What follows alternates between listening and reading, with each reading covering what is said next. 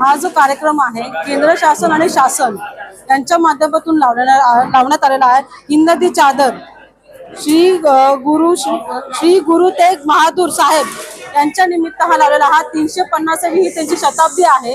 त्यासाठी हा कार्यक्रम लावण्यात आलेला आहे। हा आपण कार्यक्रम आरोग्य शिबिर ह्या निमित्ताने लावलेला आहे।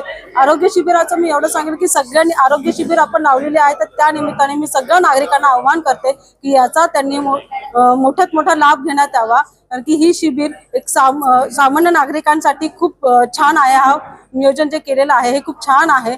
कमिशनरांनी नियोजन केलेलं आहे की आरोग्यासाठी म्हणजे त्यांनी जे कल्याण नोमिनी एक म्हणजे हे केलेलं आहे की नाही सगळ्या गोष्टी होतात पण आरोग्यावरती भर देण्यासाठी त्यांनी शिबिर आवाहन करते की मी हा जो कार्यक्रम लावलेला आहे त्याचा सगळ्यात मोठ्या प्रमाणात लाभ घेण्यात यावा। या ठिकाणी अनेक सुविधांचा अभाव आहे। केवळ सर्दी ताप खोकला असेच आजार बरे होतात, इतर आजारांवर काय उपाययोजना कराल?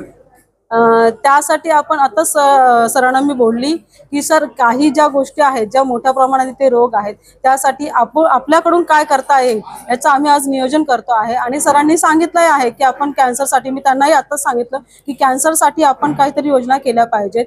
आज मॅटर्निटी आहे त्यासाठी मी सोनोग्राफी आणि सरांनी त्यासाठी ते रेडीही केलेलं आहे। फक्त एक आहे जे 5-5.5 वर्षाचा गॅप गेला आणि त्यासाठी ते आताच मला बोलले की मॅडम आपल्याला बरंच काही घ्यायचं आहे, मशिनरी विकत घ्यायच्या आहेत, डॉक्टरांचा टायअपही झालेला आहे, तर त्यानुसार मेडिकल कॉलेज आहे त्यांच्यासोबत टायअपही झालेला आहे। म्हणजे आज जे काही गोष्टी अपुऱ्या होतात त्या पूर्ण करण्याचं नक्कीच शासन आणि प्रशासन आणि लोकप्रतिनिधी यांच्या मार्फत नक्कीच पूर्ण होणार आहे। ते पहिल्या महिला डॉक्टर आहेत आनंदीबाई जोशी यांच्या पुतळ्याचं भूमिपूजन झालं होतं 2016ला, पण अजून पुतळा झालेला नाही, त्याबाबत पाठपुरावा करा।